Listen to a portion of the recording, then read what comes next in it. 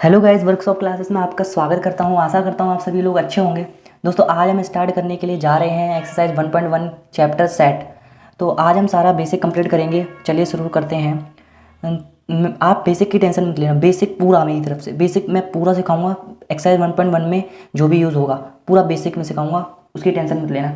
चलिए स्टार्ट करते हैं। सबसे पहले तो हम ये जानेंगे सेट होता क्या है। सेट का इन्वेंशन किसने किया? जॉर्ज कैंटर, एक मैथमेटिशियन थे। मैथमेटिशियन जो जर्मन से बिलोंग करते थे, जिन्होंने सेट के बारे में बताया, सेट के बारे में इन्वेंट किया, जॉर्ज कैंटर ने। फर्स्ट ऑफ ऑल तो ये जान लेते हैं जो ओवरव्यू होता है। इसका मैथ में कोई काम नहीं है, पर जानने के लिए जान लो।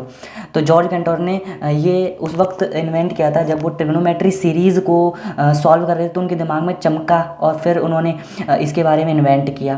तो ये तो चलो होगी नॉर्मल सी बात। अब हम बात करते हैं बेसिक्स की। फर्स्ट ऑफ ऑल सेट होता क्या है, इसके बारे में समझते हैं।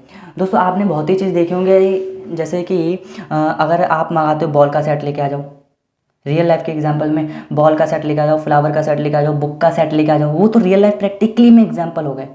आज हम समझेंगे मैथ्स की लैंग्वेज में कुछ सेट, जैसे कि नेचुरल नंबर का सेट, इंटीजर का सेट, प्राइम नंबर्स का सेट, ऑड नेचुरल नंबर्स का सेट। बोलते हैं ना हम, नेचुरल नंबर का सेट क्या हो गया? 1 2 3 4 5 6 7 8। कितना बोले, कितना सेट? अगर जिस उसने बोला है कि 45 नेचुरल नंबर का सेट शुरू से जो स्टार्ट होते हो, तो हम बोलेंगे जी 1 2 3 4 5 6 7 8 9 10 11 12। और होल नंबर का सेट 10 तक सिर्फ, तो हम कैसे बोलेंगे? 0 1 2 3 4 5 6 7 8 9 10।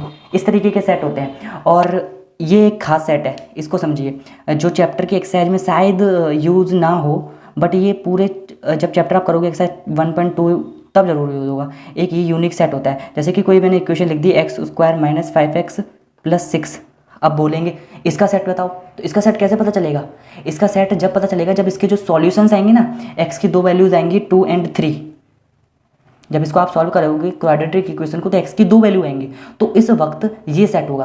तो ये थोड़ा सा अलग लगता है सेट, इसलिए मैंने ये एग्जांपल दिया आपको। वरना और तो सब प्रैक्टिकली में और नेचुरल नंबर के सेट हो गए, वो तो बहुत ईजी है। वॉवेल का सेट, ठीक है। तो हमने फिलहाल ये देख लिया। और ये एक यूनिक सेट देख लिया कि ऐसे जब भी दिया जाएगा और इसका सेट हो जाएगा, तो इसको सॉल्व करके 2 और 3 आएगा, तो ये सेट होगा। ठीक है, हमने ये देख लिया। चलिए अब हम स्टार्ट करते हैं। सेट की डेफिनेशन क्या होती है? A set is a collection of well defined object.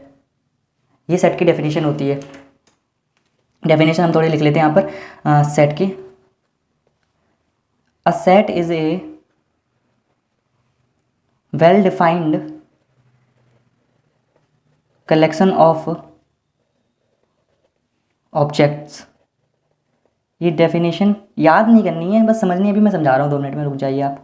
Of objects, या सिंपल तरीके से बोलो तो well defined collection of objects. Objects क्या होते हैं? ऑब्जेक्ट्स आप जैसे कि ले सकते हो। अगर मैंने बोला फ्लावर का सेट, तो फ्लावर यहाँ पे ऑब्जेक्ट्स हो गए। मैंने बोला नेचुरल नंबर का सेट, तो नेचुरल नंबर यहाँ पे ऑब्जेक्ट्स हो गए। तो समझ गए ना? डेफिनेशन ये होती है, set is a well defined collection of objects. जो ऑब्जेक्ट्स की कलेक्शन है वो वेल डिफाइंड होनी चाहिए, वो सही तरीके से होनी चाहिए। अगर मैं नेचुरल नंबर बोला है तो नेचुरल नंबर बोलेगे, उसमें जीरो नहीं इंक्लूड कर दोगे, वो एक वेल डिफाइंड कलेक्शन नहीं होगी, तो उसे सेट नहीं कहेंगे। समझ गए? डेफिनेशन समझ गए? अब आगे बढ़ते हैं हम।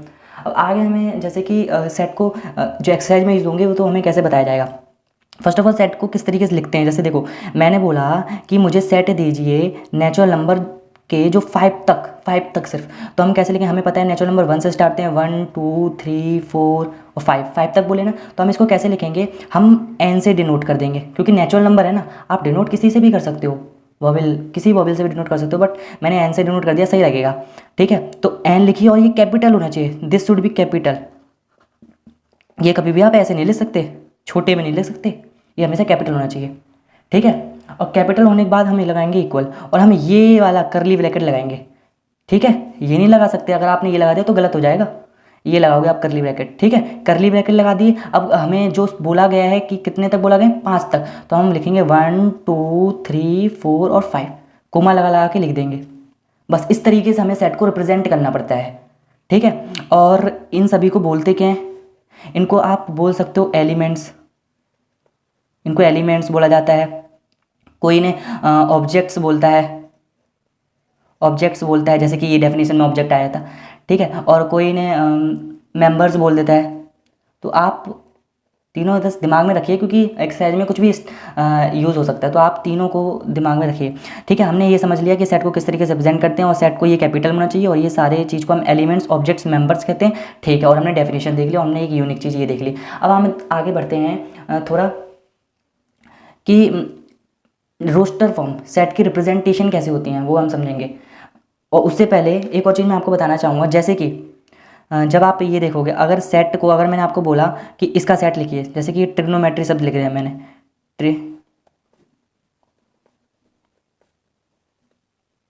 ट्रिमेट्री, ये मैंने बोल दिया, और मैंने बोला इस वर्ड का सेट लिखिए, मतलब ये अब मुझे इस तरीके के फॉर्म में लिखना है, तो मैं कैसे लिखूंगा, मैं लिखूंगा पहले ट्रिग्नोमेट्री है ना, ट्रिग्नोमेट्री, अब इसको मैं किसी नेम से भी रिप्रेजेंट कर सकता हूँ, टी मैं ए लिख देता हूँ, मैंने ए लिख दिया, और मैंने ये करली ब्रैकेट लगाया।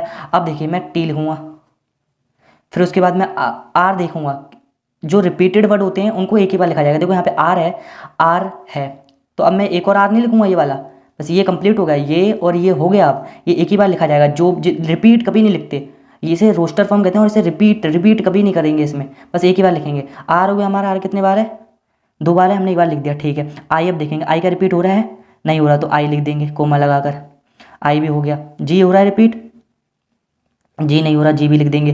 ओ हो रहा है रिपीट, हाँ ओ 2 बार हो रहा है, तो ओ एक को एक ही बार लिखेंगे। एन हो रहा रिपीट, नहीं तो एन को लिखेंगे।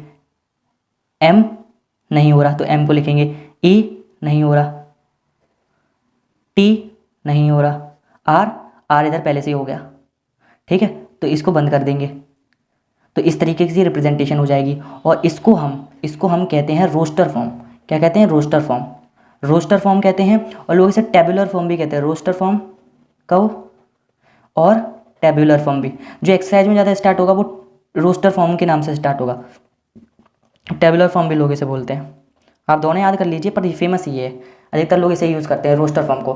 ठीक है, इतना आप समझ गए, रिपीटेड वर्ड कभी नहीं आएंगे। और लेकिन को किसी तरीके से लिख सकते हो, एम को इधर लिख सकते हो, ऑर्डर नहीं, ऑर्डर डिपेंड नहीं करता कि पहले यही आना चाहिए, ऑर्डर डिपेंड नहीं करता है, ऑर्डर कैसे भी कर सकते हो, बट ये होना चाहिए कि जो इसमें 2 बार है उसे एक बार लिखोगे, वो एक ही बार लिखा जाएगा। ठीक है, चलो इसका हो गया। अब शायद ही मैंने ये एक बार लिखा हो, क्योंकि होता है वीडियो बना रहे हैं तो प्रॉब्लम हो जाती है। चलो ठीक है, हम इतना समझ गए, अब आगे बढ़ते हैं। अब देखिए कुछ और चीज़ें यूज़ होंगी, जैसे कि जब हम लिखेंगे सेट, जब रोस्टर फॉर्म से सेट बिल्डर फॉर्म में कन्वर्ट करेंगे, तो हम कैसे करेंगे। रोस्टर फॉर्म से सेट बिल्डर फॉर्म में कन्वर्ट करना होगा। सेट बिल्डर फॉर्म क्या होती है, जैसे कि मैं एक चीज़ लिखता हूँ सेट बिल्डर फॉर्म, इसमें अभी आपको मैं एग्जांपल दूंगा। सेट बिल्डर फॉर्म, ये हमें याद करना है। सेट बिल्डर फॉर्म क्या होती है, सेट बिल्डर फॉर्म मतलब रोस्टर फॉर्म की कन्वर्जन होती है। एक्सरसाइज में क्वेश्चंस आएंगे कि इस रोस्टर फॉर्म को सेट बिल्डर फॉर्म में बदलिए, तो वो मैं सिखाने के लिए जा रहा हूँ कि सेट बिल्डर फॉर्म में किस तरीके से बदल सकते हैं। जैसे कि देखिए मैंने एक एग्जाम्पल लिया कि यहाँ पर मैंने लिखा वर्बिल लिखे मैंने, जैसे कि यहाँ पर एक रोस्टर फॉर्म थी, उसमें ऐसे था, करली ब्रैकेट में लिखे थे AEIOU, ये लिखा था, ये रोस्टर फॉर्म लिखी है। अब मुझे इसे कन्वर्ट करना है किसमें, सेट बिल्डर फॉर्म में, तो मैं कैसे लिख सकता हूँ, मैं ये वाला ही लिखूंगा, ये ए इधर ही लिखूंगा, और ये कैपिटल होना चाहिए, ए लिखना चाहिए, ए ये जो है इसका ही मैं कन्वर्जन कर रहा हूँ, इसलिए ए लिखना चाहिए हमें, और लगा दो ये। अब यहाँ पे ये जो सब होते हैं इसकी जगह हम लिखते हैं एक्स, समझ गए, एक्स क्या होता है, the elements all of set A, the all elements of set ए। तो सेट ए में कितने एलिमेंट्स हैं, ये ना ए, तो ये सारे रिप्रेजेंटेशन सिर्फ एक्स दिखा रहा है कि एक्स क्या होता है, the set of all elements, the set of all elements, ये याद कर लीजिए।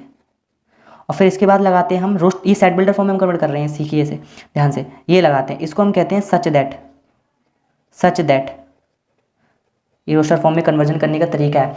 तो हम पहले क्या लिखेंगे, ऐसे ए बनाएंगे और फिर एक्स लिखेंगे। एक्स क्या है, ये एक्स सब इन सभी को डिनोट कर रहा है, the set of all elements,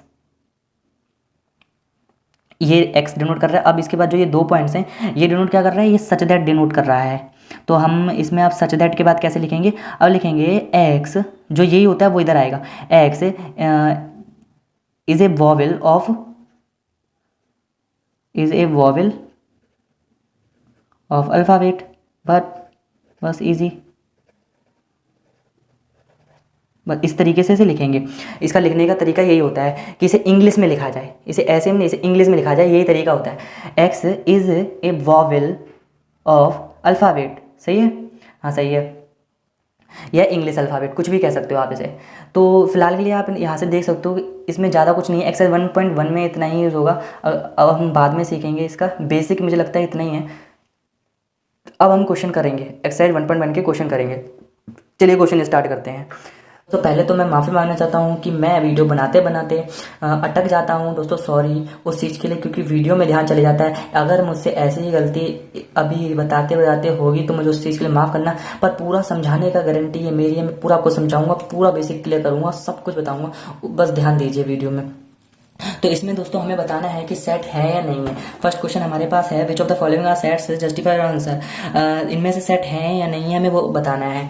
तो चलिए शुरू करते हैं। फर्स्ट क्वेश्चन है, the collection of all the months of a year beginning with the letter J. तो हमें वो सारे मंथ बताने हैं जो जे से शुरू हो। तो जनवरी जे से, फरवरी नहीं, मार्च अप्रैल मई जून जे से, देखो ये सारे जे से शुरू होते हैं। तो ये सेट है या नहीं है, मुझे ये बताना है। बताइए आप, सेट जे से शुरू होने वाले जो मंथ है उनका सेट हो सकता है ना? जनवरी हो सकता है, जून, जुलाई, ये सेट नहीं हो सकता? हो सकता है ना? तो हम ईयर, बहुत सारे ईयर जो है हमारे ईयर में 12 महीने में से कुछ जे वाले महीने उठा ले तो ये सेट नहीं हो जाएगा? पूरी दुकान से फ्लावर की, पूरी दुकान से कुछ फ्लावर, रोज वाले फ्लावर का सेट उठा लिया तो वो एक सेट ही तो होता है। तो इसी तरीके से ये सेट होगा, ये सेट होगा। अब दूसरा पढ़ते हैं, the collection of 10 most talented writers of India. पहली बात तो ये क्वेश्चन पढ़ते पढ़ते लोग ये कह सकते हैं कि हाँ हम गूगल पे सर्च करके करेंगे तो 10 टॉप 10 या 10 मोस्ट टैलेंटेड राइटर्स आ जाएंगे इंडिया के, जिन्होंने अच्छा काम किया होगा 10 आ जाएंगे। पर ये हम सेट किस तरीके से पहचानते हैं? सेट इस तरीके से पहचानते हैं कि अगर मैंने 3 लोग खड़े कर दिए, एक लोग इधर है, एक इधर है, एक इधर है, और इन तीनों से पूछा कि 10 मोस्ट टैलेंटेड राइटर्स बताइए, तो वो इंसान अपनी चॉइस का बताएगा। वो अपनी चॉइस का बताएगा कि मुझे ये राइटर पसंद है, मुझे ये राइटर पसंद है। तो ये सबकी चॉइस अलग अलग है, तो ये वेल डिफाइंड नहीं है। ये अगर मैं अमेरिका में जाता हूँ और किसी से पूछता हूँ तो वहाँ का जो एक इंसान है या जो भी, वो ये नहीं बताएगा कि मेरा ये राइटर मुझे पसंद है जो तुमने बोले हैं, वो अपने बताएगा कोई। तो ये वेल डिफाइंड नहीं है, हर जगह पे फिक्स्ड नहीं है, तो ये नॉट वेल डिफाइंड।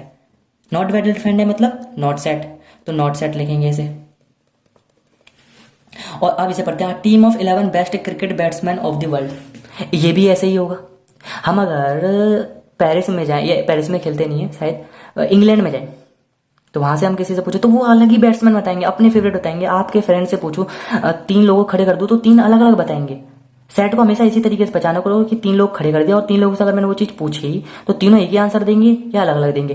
देखो इसका जब पूछता मैं तीनों से तो तीनों जे ही बोलते कि जे से हाँ जनवरी जून जुलाई होते हैं, सब यही बोलते। पर जब ये सब पूछता तो वो अलग अलग अपने बोलते। तो जब अपने अपने बोलते तो ये वेल डिफाइंड की इलेक्शन नहीं है। तो जब वेल डिफाइंड की इलेक्शन नहीं है तो ये नॉट सेट है।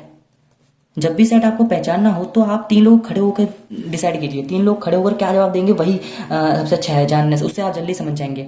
ऐसे the collection of all boys in your class. उठा लो 3 लड़के, उठा लिए आपके क्लास के, और सभी से पूछा कलेक्शन ऑफ बॉयज, तो सब बताएंगे नहीं कि इतने मेरे क्लास में पढ़ते हैं, सब सेम ही आंसर देंगे ना। तो ये वेल डिफाइंड है, ये वेल डिफाइंड है, तो ये सेट है। अब इधर है the collection of all natural numbers less than 100। 3 लड़कियों को उठा लो, उठा लिया और उनसे पूछा कि मुझे नेचुरल नंबर बताइए जो 100 से कम है। तो 100 से कम तो नेचुरल नंबर जो 1 से स्टार्ट करेंगे तो वो फिक्स्ड ही तो है। हर जगह पूछूंगा, अमेरिका में जाकर भी 3 लड़कों को उठा के पूछूंगा तो 3 लड़के यही बोलेंगे कि 100 से जो कम नेचुरल नंबर है लेस देन 100 वो फिक्स्ड है, हर जगह फिक्स्ड ही होंगे। तो ये वेल डिफाइंड है, तो ये सेट है। अब यहाँ पे है the collection of novels written by the writer Munshi Premchand. ये क्या है बताइए? अगर मैं 3 लड़कों को खड़ा करता हूं और मैं पूछता हूं मुंशी प्रेमचंद्र ने जो नोवेल लिखी हैं वो मुझे बताइए, तो वो क्या फिक्स्ड नहीं बोलेंगे? आप बताइए, वो फिक्स्ड नहीं बोलेंगे? वो फिक्स्ड बोलेंगे ना। तीनों ये जवाब देंगे ना, एक जवाब कि हाँ उन्होंने 10 लिखी हैं, उन्होंने 10 लिखी हैं, अरे 10 लिखी हैं, तो तीनों एक ही जवाब देंगे। तो ये वेल डिफाइंड है, तो ये सेट है। चलिए हम नेक्स्ट पेज ओपन करते हैं। तो अब यहाँ पे है the collection of all even integer. ये वेल डिफाइंड है, हाँ है। तीनों से पूछूंगा अगर खड़े करके, सब ये बोलेंगे कि जो इवन इंटीजर्स की कलेक्शन फिक्स्ड ही तो है दुनिया में, हर जगह इवन इंटीजर सेम ही तो रहेंगे। 2, 4, 6, 8, -2, -4, कोई ये थोड़ी ना बोल देगा 0। तो इवन इंटीजर फिक्स्ड है ना, तो इवन इंटीजर फिक्स्ड है तो मतलब वेल डिफाइंड है, मतलब सेट है। The collection of question in this chapter, बहुत अच्छी बात है। 3 लड़के खड़े कर लो और पूरे चैप्टर में क्वेश्चन कह दो किनो, सेम ही तो निकलेंगे, तीनों क्या आंसर देंगे बाद में कि हाँ इतने इतने इतने, अलग थोड़ी ना देंगे। अगर अमेरिका में मैं जाकर पूछता हूँ किसी लड़के से तो वो भी तो गिनने के बाद एक ही जवाब देगा कि हाँ इतने हैं। तो ये सब जगह सब लोग जब एक ही आंसर दे रहे हैं तो क्या है, वेल डिफाइंड है, वेल डिफाइंड है मतलब सेट है। अब यहाँ पे पढ़ते हैं, a collection of most dangerous animals in the world. ये चीज 3 लड़के खड़े कर लो, पूछो मोस्ट डेंजरस, तो वो क्या बोलेगा कि मुझे तो छिपकली सबसे ज्यादा डर लगता है, मुझे तो भैंस से सबसे ज्यादा डर लगता है। तो सबका अलग अलग है ये। अगर ये चीज मैं बाहर फॉरेन में जाके किसी से पूछता हूँ तो वो भी ये बोलेगा कि ये मुझे अलग लगता है, मुझे इससे डर लगता है, मुझे कंगारू से डर लगता है। सबका अलग अलग है, तो ये वेल डिफाइंड नहीं है, फिक्स्ड नहीं है, हर जगह एक अलग अलग ही कंडीशन आ रही है। तो ये वेल डिफाइंड नहीं है, तो ये नॉट सेट है। जब भी आपको सेट पहचानना हो 3 लोग खड़े कर लीजिए और विदेश घूम के आ जाइए, तब जाके पूरा क्लियर हो जाएगा। तीनों का फिक्स्ड है तो सेट है, तीनों फिक्स्ड नहीं है तो नॉट सेट है। ठीक है, अब हम स्टार्ट करते हैं क्वेश्चन नंबर 3, पर हम इसे स्टार्ट नहीं करेंगे दोस्तों, मुझसे गलती से मैंने इधर लिख दिया क्वेश्चन नंबर 3, पर हम क्वेश्चन नंबर 2 स्टार्ट करेंगे जो इधर से हम नेक्स्ट पेज में मैंने लिखे हैं। सॉरी अगर आपको दिक्कत हो रही हो।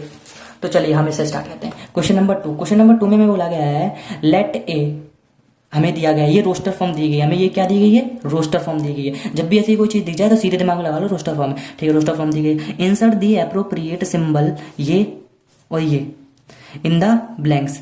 अब मैं इन सिंबल्स के बारे में बता देता हूँ। इन्हें कहते हैं बिलोंग्स टू, इन्हें कहते हैं नॉट बिलोंग्स टू। मैं इधर बता देता हूँ ये क्या होते हैं। जैसे कि बिलोंग्स, इसका मतलब होता है बिलोंग्स टू, और इसका मतलब होता है काट दिया नॉट बिलोंग्स टू। ठीक है, ये चीज याद कर लीजिए, ये चीज याद कर लीजिए, belongs to not belongs to. अब हम याद करेंगे, यहां पर देखेंगे बिलोंग मतलब तो आप जानते होंगे कि इससे बिलोंग करता है। अब देखिए 5 हमें लगाना है बिलोंग्स टू और नॉट बिलोंग्स टू। क्या इस रोस्टर फॉर्म में, क्या इस सेट में 5 आ रहा है? आ रहा है तो हम कहेंगे ये बिलोंग करता है सेट ए से। क्या 8 सेट ए से बिलोंग करता है, नहीं करता है? 8 देखेंगे आ रहा है, नहीं आ रहा, तो नॉट बिलोंग्स टू।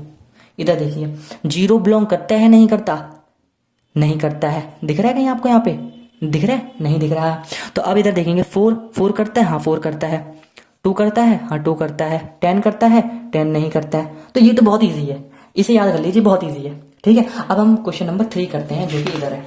आशा करता हूं कि आप लोग सभी अच्छे तरीके से समझ रहे होंगे। अब देखिए ये क्वेश्चन नंबर 3, क्वेश्चन नंबर 3 में हमें क्या कह रहा है, write the following sets in roster form. Roster form मैंने आपको बेसिक्स में बताया था कि रोस्टर फॉर्म से सेट बिल्डर फॉर्म में किस तरीके से कन्वर्ट करते हैं। सेट बिल्डर फॉर्म बस उसकी इंग्लिश है, इंग्लिश में लिख देते हैं। देखिए हमें इसमें क्या करना है, सेट बिल्डर फॉर्म, देखिए हमें ये भी एक तरीके की सेट बिल्डर फॉर्म दी गई, ये पूरा इंग्लिश में लिखा हुआ है, और ये थोड़ा सा इंग्लिश में और मैथमेटिकल में लिखा हुआ है। तो सेट बिल्डर फॉर्म जो होती है वो इन वे में आती है, थोड़ा मैथमेटिकल और पूरी इंग्लिश, इस तरीके से आती है। और रोस्टर फॉर्म आएगी वो हमेशा वैसी आएगी जैसे मैंने आपको बताया था, जस्ट अभी दिया था ना एग्जाम्पल। रोस्टर फॉर्म इस तरीके कंडीशन, इस तरीके कंडीशन में रोस्टर फॉर्म हमेशा ऐसे ही आएगी। ठीक है, तो अभी हमें ये जो फॉलोइंग है इनको रोस्टर फॉर्म में कन्वर्ट करना है, तो हम करते हैं। तो जैसे कि यहाँ पे लिखा हुआ A X the set of all elements, the set of all elements. ठीक है, इसका मतलब ये होता है ना, such that x is an integer, X is an integer है एंड वो बिलोंग करता है वो यहां से लेके यहां तक। अब फर्स्ट ऑफ ऑल तो मैंने आपको बेसिक में बताया था कि ये जो होता है वो रोस्टर फॉर्म से बन के आता है, मतलब हम यही उतारेंगे, फिर हमें ये लगा देंगे और करली ब्रैकेट लगा दीजिए, ऐसे करके लगा दिया, काम खत्म। अब हम इसे देखेंगे, इसमें क्या कह रहा है कि जो एक्स है वो 3 - 3 के बराबर है। ये साइन जो होता है बराबर होता है, और ये बता रहा है कि बड़ा, तो हम -3 डालेंगे, और -3 से बड़ा क्या होता है, -4 नहीं, -2, फिर -1, फिर 0, फिर 1, फिर कहाँ तक बोला है 2, 3, 4, 5 और 6 के इधर ऐसे नहीं लगा। अगर ये लगा होता तो उसका मतलब होता है कि 7 के भी इक्वल है, इधर 7 के भी इक्वल है, पर वो नहीं लगा तो यानी कि 7 से छोटा। तो इतने समझ गए होंगे आप। आगे बढ़ते हैं हम। तो इसमें जैसे कि हमें दिया गया है x the set of all elements, of B, the set of all elements of B, तो बी डाल दीजिए और कर्ली ब्रैकेट लगा दीजिए। Such that x is a natural number less than 6, natural number कहाँ से स्टार्ट होते हैं 1 से, तो 6 तक 1 2 3 4 5 और 6 डालेंगे, नहीं डालेंगे, लेस देन 6 तो कम हटा दीजिए, ऐसे कर दीजिए। ठीक है, इन चीजों पे गौर दीजिए। अब यहाँ पे है x is a 2 digit natural number such that the sum of its 2 digit is 8। समझ रहे हो, 2 डिजिट, एक्स वो है जो 2 डिजिट है और 2 डिजिट का सम 8 होना चाहिए। फर्स्ट ऑफ ऑल तो ये सी है, इसको ऐसे उतार दीजिए, इक्वल लगा दीजिए, कर्ली ब्रैकेट बना दीजिए। अब आपको बताया गया एक्स ऐसी चीज है जो यहाँ पे एक्स क्या होता है, एक्स क्या होता है, the set of all elements of C, मतलब जो इधर लिखे जाएंगे वो सारे 2 डिजिट के हैं और जिनका सम आपस में 8 है। तो अब सोचिए 2 डिजिट कहाँ से स्टार्ट होती हैं। फर्स्ट ऑफ ऑल तो 2 डिजिट 10 से स्टार्ट होती है 99 तक, हमें इनके बीच में ही सोचना है, 2 डिजिट बोले गए हैं, है ना, 2 डिजिट बोले गए। अब देखिए उनका सम कब 8 बनता है, तो चेक करते हैं। 1 0 10 नहीं बनेगा, 11 नहीं बनेगा, 12 नहीं बनेगा, तो मैं आपको इधर करके दिखाता हूँ। ठीक है, 13 3 और 1 नहीं बनेगा, तो हम सीधे लेंगे कौन सा, जो 8 बना दे, सीधे कौन सा बनेगा, 7 और 1, मतलब 17 1 7 बन जाएगा, तो फर्स्ट हम 17 लिख देंगे। आगे चेक करते हैं। अब 2 0 20 नहीं, सब में एक एक बनेगा, आप 20 30 जाओगे तो सब में एक एक बनेगा, इतना पक्का पता है। तो यहाँ पे होगा 20 कितना होगा, चेक करते हैं ना, 27 26 हो जाएगा, 6 और 7 8 26 हो जाएगा। अब 26 मतलब सब में एक एक बनेगा, तो अब 30 से ऊपर देखते हैं। 30 से ऊपर देखेंगे तो कितने में होगा, 35, हाँ 35 बन जाएगा। अब 40 में देखेंगे तो 44, हाँ 44 बन जाएगा। अब 50 वाली लाइन में देखेंगे तो 53 बन जाएगा। और देखेंगे फिर 60 वाली लाइन में तो 62 बन जाएगा। अब 70 वाली लाइन में देखेंगे तो 71, तो यहाँ पे 71 बन जाएगा। तो अब फिर 80 वाली लाइन में देखेंगे तो 80 वाले में तो 80, जब 80 प्लस करेंगे तो 80 बन जाएगा, तो यहाँ पे तो सीधे 80 बन जाएगा। और 90 वाली लाइन में कोई बनेगा, नहीं बनेगा। 80 से ऊपर जैसे गए तो अब तो कभी बनने वाला ही नहीं है, तो ये तो भाई इतना ही होगा। चलिए आगे बढ़ते हैं। अभी देखिए, x is a prime number which is divisor of 60। x prime number है जो डिविजर ऑफ 60 है। फर्स्ट ऑफ ऑल तो जो 60 है, 60 के डिवाइड मतलब x एक ऐसे नंबर है जो 60 को काटते हो। 60 को देखो 2 भी काटता है, 3 भी काटता है, 4 भी काटता है, 4 1 2, हाँ 4 भी काटता है, 5 भी काटता है, 6 भी काटता है। हमें वो लेने हैं जो प्राइम हो। अब हम और चेक करते हैं और क्या करते हैं, 10 भी काटता है, और बस। अब देखिए प्राइम में अब मैं 10 ले लूँ क्या, नहीं, क्यों, प्राइम नंबर क्या होते हैं जो किसी टेबल में ना आए, खुद के टेबल में आए। तो ये तो 2 के टेबल में भी आता है, तो ये प्राइम नंबर नहीं, इसे भी नहीं लेंगे। ये 2 6 के टेबल आता है, 3 के टेबल आता है, 2 ये भी नहीं लेंगे।